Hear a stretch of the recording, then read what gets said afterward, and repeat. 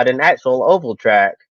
Tomorrow afternoon, one of the biggest short track crown jewel events will take place at the four turn 0.5 mile oval at Five Flags Speedway in Pensacola, Florida. Super late models will take to the track for the 53rd run of the Snowball Derby. This is such a special race for so many involved in the short track racing community. And the first race took place in 1968, and we've seen many names familiar to the NASCAR audience find victory lane at the Snowball Derby, such as Donnie Allison, Darrell Waltrip, Kyle Busch, Chase Elliott, Eric Jones, John Hunter Nemechek, Chris Hennekes, and Noah Gragson. And this event definitely attracts the big names that compete at the short tracks all across North America, and even NASCAR drivers returning to their roots. 36 drivers will make the race, and we had 53 drivers set a qualifying time last night. And also in qualifying, if a driver qualified in the top 30, they lock themselves into the main event. And the Snowball Derby is a 300 lap race, so definitely a long race, but making the show can definitely be an uphill battle, even for some of the most talented drivers out there. And starting at the top, Derek Thorne won the pole for the second consecutive year, and in second is Caden Honeycutt. Then we have Ty Majeski, Cole Butcher, and Stephen Nassy rounding out the top five, followed by Daniel Dye, Jeremy Doss, Matt Craig, Kyle Busch, and Logan Boyett. And looking at the driver starting fifth, Stephen Nassy, who is returning to the Snowball Derby looking for redemption. And last year, Nassy was qualified in post-race inspection, also known as the Room of Doom, with Ricky Brooks leading the process. And the win was given to Travis Brayton after Nassy was disqualified. And this driver, definitely, Nassy, when he's behind the wheel, he has fire in his eyes and has quite the personality. When Stephen Nassy enters the race, you either get one of two things: classy Nassy or nasty Nassy. And looking ahead to the race tomorrow afternoon, how should Nassy respond to last year's heartbreaking defeat in post race inspection? Imagine celebrating in the moment what you believe is the biggest win in your career and have it taken away from you. Yeah, it's heartbreaking, and it's just something where it's gonna be a big challenge for him and the team. You can't let that mentally bother you, knowing that you were essentially had the race won, and then post race inspection it went wrong.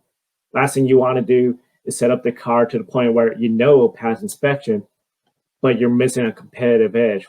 That fraction of an inch here, that air pressure, you got to be really on top of it for this race. He knows he can do it. He did it last year. I definitely think he'll come out strong again this year. It'll be more nerve wracking, especially the post race inspection. I cannot imagine the same thing happening 2 years in a row. That would just be unbelievable. And I think a lot of people will be then questioning if there should be some tolerances with the rules. Should there be some sort of way where we can say, okay, they're straight by the book, but also we got some leeway here and there. It's going to be really interesting to see what happens. But I think for definitely coming out, go out there, do everything you did last year because you know you could win this race. You did it before. You could easily do it again. Yeah, I think Steven Nass is definitely going to be in contention to win the Snowball Derby again. And honestly, responding to last year's heartbreaking defeat, I think the best thing he can do is just go out there and win the race this year and pass inspection.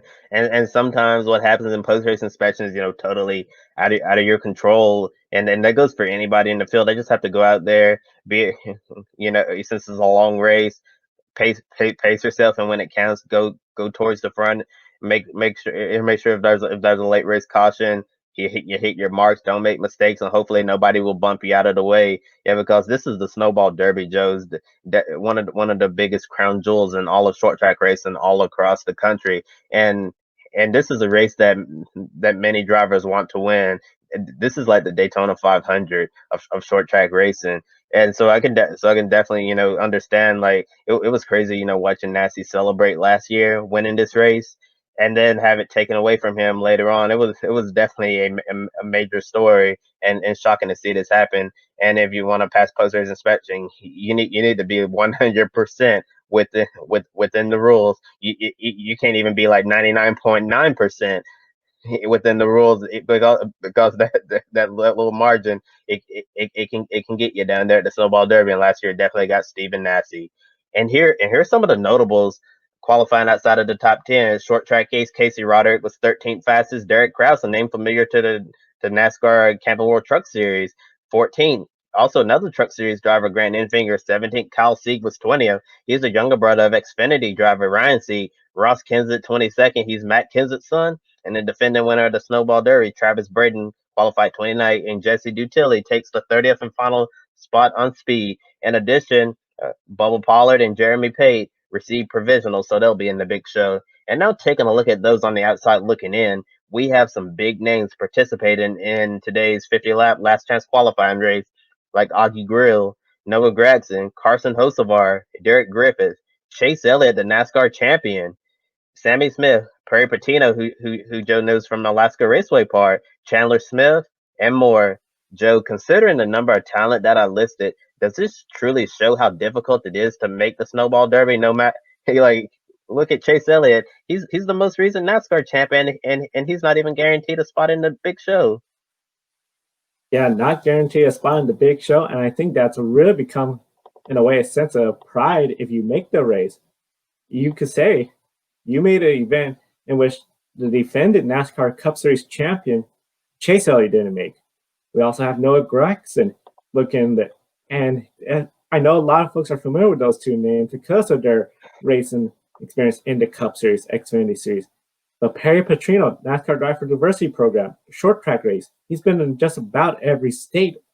He could easily win that last chance race. And then everybody will be talking about him beating out Noah Gragson, Chase Elliott. So for everyone in that last chance race, this is going to be a huge opportunity to say, I went up against Chase Elliott, Noah Gragson. I beat them. I got in the Snowball Derby. For everyone that did get in the Snowball Derby through qualification or provisional, they could say, I'm definitely the best.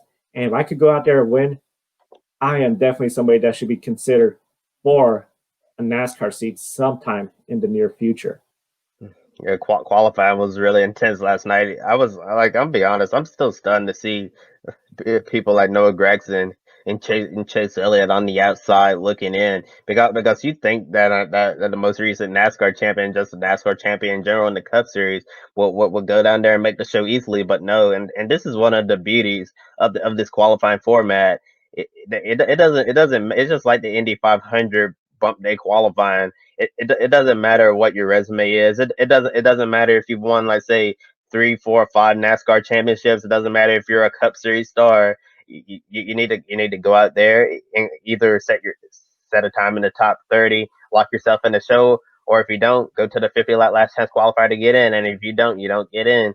So if Chase Elliott doesn't make it in the big show by finishing the top 4 in the last chance qualifying race later today, then Chase Elliott won't race in the 300 lap main event tomorrow at the Snowball Derby. And that's just the way it is. Really crazy to think that Chase Elliott would be going home, and it's 50 laps, so there's going to be a sense of urgency. It's not a lot of time, unlike the 300 lap main event where you're gonna have to pace yourself throughout the race.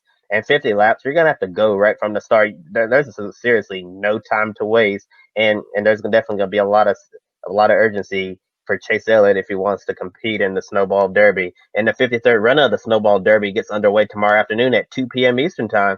You can watch it on Speed 51 TV. Go to your search bar and type in snowball.speed51.tv to watch the race broadcast for Sunday. It'll cost you $39.99, and you can also follow Matt Weaver and Short Track Scene on Twitter for updates and the latest news regarding the event.